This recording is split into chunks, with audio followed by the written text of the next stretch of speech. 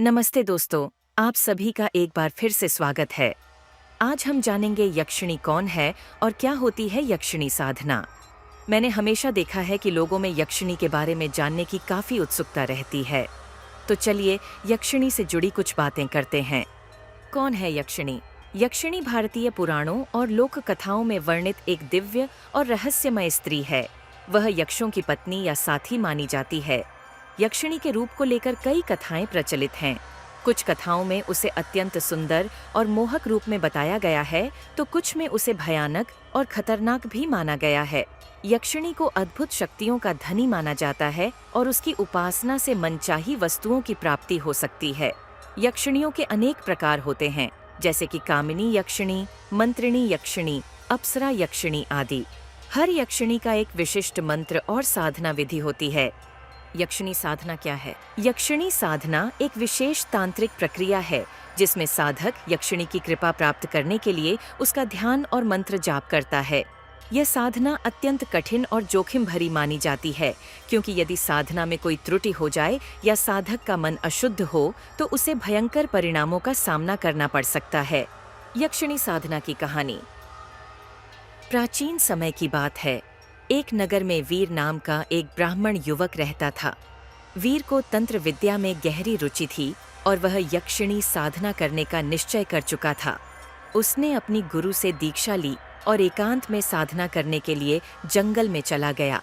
वीर ने गुरु के निर्देशानुसार एक विशेष यंत्र बनाया और यक्षिणी के मंत्र का जाप शुरू किया। कई रातें बीत गईं, परंतु कोई परिणाम नहीं निकला। एक दिन वीर ने संकल्प किया कि वह बिना किसी भय के साधना करेगा।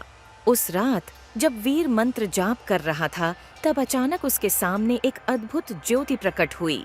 ज्योति से एक सुंदर स्त्री प्रकट हुई जिसने लाल साड़ी पहन रखी थी और उसके शरीर से दिव्य प्रकाश निकल रहा था। वह यक्षिणी थी। यक्षिणी ने वीर से कहा, हे वीर, तुमने मुझे अपनी साधना से प्रसन्न किया है। मैं तुम्हारी मनोकामना पूरी करने आई हूँ। वीर ने विनम्रता से कहा, हे देवी, मैं आपसे केवल ज्ञान और शक्ति प्राप्त करना चाहता हूँ ताकि मैं दूसरों की भलाई कर सकूं। यक्षिणी ने प्रसन्न होकर वीर को वरदान दिया और कहा, तुम्हारी साधना पूर्ण हुई।